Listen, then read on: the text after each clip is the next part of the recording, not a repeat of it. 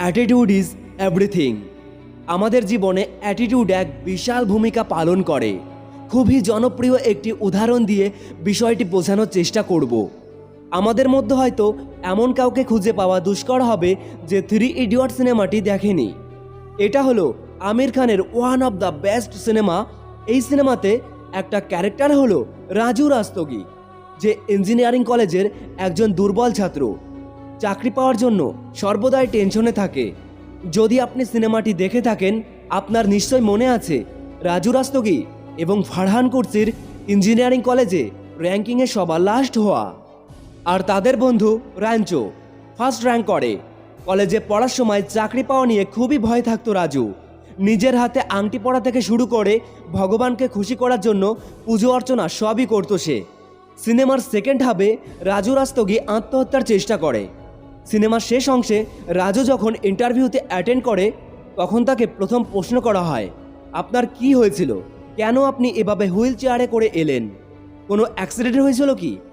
রাজুর উত্তর শুনে যারা ইন্টারভিউ নিচ্ছিলেন তারা অবাক হয়ে যান। রাজু বলল, আমি সুইসাইড অ্যাটেন্ড করেছিলাম।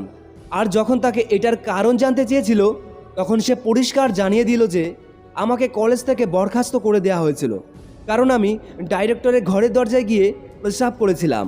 যদি আপনি রাজুর জায়গায় হতেন, তাহলে কি এতটা সাহস করে এই সত্যি কথাটি বলতে পারতেন?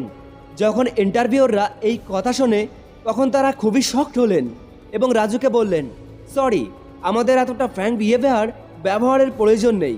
ক্লায়েন্টদের হ্যান্ডেল করার জন্য এমন হলে চলবে না। এটা আমাদের কোম্পানির জন্য ঠিক হবে না। আপনাকে অনেক ডিপ্লোম্যাটিক হতে হবে।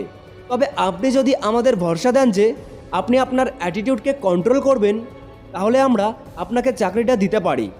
তখন রাজু উত্তর দেয়, আমি দুপা ভেঙে অনেক কষ্ট করে এই অ্যাটিটিউড পেয়েছি। আমি এটা ছাড়তে পারবো না, চেঞ্জও করতে পারবো না। আপনারা আপনার চাকরিটা আপনাদের কাছে বরং রেখে দিন, আর আমি আমার অ্যাটিটিউডকে বরং আমার কাছেই রেখে দিই। তারপর রাজু হুইল চেয়ারটা ঘুরিয়ে চলে আসছিল। তখনই ইন্টারভিউরা তাকে দাঁড়াতে বলে আর বলেন, আমরা জীবনে অনেক ইন্টারভিউ নিয়েছি। চাকরি পাওয়ার জন্য মানুষ আমাদের হ্যাঁতে হ্যাঁ মিলিয়ে যায়। আর তুমি কোথা থেকে এলে বাবা? তারপর রাজুকে জিজ্ঞাসা করা হয় সে স্যালারি কত নিতে চায়। আর এভাবেই চাকরি না পাওয়ার ভয়ে দিন কাটানো রাজুর চাকরিটা হয়েও যায়।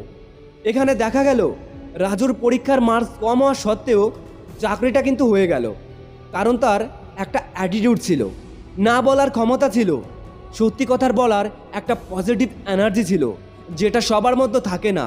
ডিগ্রি, মার্কস, কোন কলেজ থেকে পাশ করেছো, এসবের থেকে অনেক বেশি ম্যাটার করে আপনার অ্যাটিটিউড।